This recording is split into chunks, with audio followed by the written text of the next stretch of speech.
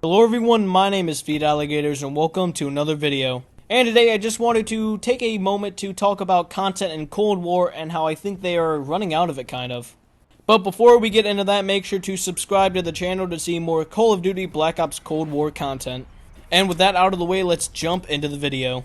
So if you did watch my previous video, you know that I said that I feel like there are not a lot of maps in this game, and I was talking about sniping, how there's not a lot of maps in the game that are good for sniping, but I wanted to translate that over and say there is not a lot of maps in this game in general.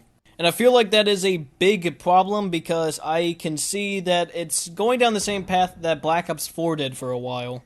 Now, if you remember, Black Ops 4 did not launch with a lot of maps. They were all just basic 3-lane maps, like how we had it with Black Ops Cold War, and how it still is. And then eventually, over time, they just released more maps that they remastered. Now, I'm not going to talk about the future of Black Ops Cold War, because personally, I don't know what maps they're going to release. They could release Piccadilly, for all I know. But the main issue here is that Season 1 is launching on December 10th, and we still have over a week before that happens, and personally, for me, I'm already getting kind of bored of the game. I mean, even if you only play for just a couple hours, you will notice that there are so little maps that you don't even really have that much variety. You literally play the same maps over and over again because I believe there's only 5 or 6 maps. And this is a massive problem because Modern Warfare launched with a lot of maps, so they didn't have to add as much on, and when they did add maps on, it felt like every single time you played, you could get a map that you did not play a lot. But with this game, I can have a rough idea of what I'm going to play next. I have gotten Moscow so many times, and especially because when you get into a lobby, you can vote for the maps, and I always know what people are going to vote for, so it's really like I don't have a chance to play those maps.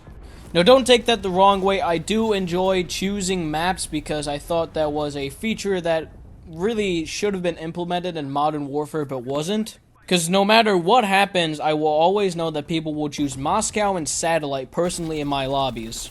Because it has just been that way. I have not had really any difference with that. Every single time Moscow is brought up, people will choose it. Every single time Satellite is brought up, people will choose it. And I can't really blame them because personally, I really like those maps. I think they are the best out of the maps that we have right now, except for Nuketown. But of course, Nuketown is its own separate playlist. And to be honest, a lot of these maps, except the ones I named, are very unremarkable. Like for Modern Warfare, I remember the names of the maps because they had their own unique personalities almost. They had different places, they had different play styles, and everything like that. But every single map in Cold War is literally the same except for the Fireteam maps. All of them are just basic 3-lane maps that are extremely close range, and you have to either use an assault rifle or an SMG on to fully appreciate. And that's the problem, because in Modern Warfare there were maps where LMGs worked extremely well, but for this game, I really like LMGs, but they're just challenging to use because you have to just stay back and not rush around because the LMGs are obviously slow. And also, just a general thing, there was not a lot of guns in this game, and I think that's why they make leveling up so slow, so that you don't instantly max out all the guns, because there's not really that much. And the guns are unremarkable as well. Obviously, you don't want guns that are overpowered, but the guns just feel not really distinct because you have just like copy and paste guns from other games. And obviously, yes, there are going to be some copies from other games, but the guns just don't stick out to me. Of course, you have like the standard XM4, M16, AK-47.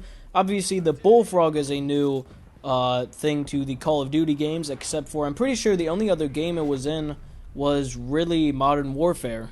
But I'm just saying how they work, because you obviously have some machine guns that have slow fire rates and high damage, you have some machine guns that have high fire rate, low damage, you have assault rifles that are the same thing, the LMGs follow the same category as well, and we only have 2 shotguns. And also, I really hope they add more shotguns, because even though they're secondary, I still like using shotguns, because I normally run with an LMG, so shotguns are really good close quarters, so I really hope they either add like a double barrel, or like I mentioned previously, the Striker, which I hope is actually going to be good and not garbage.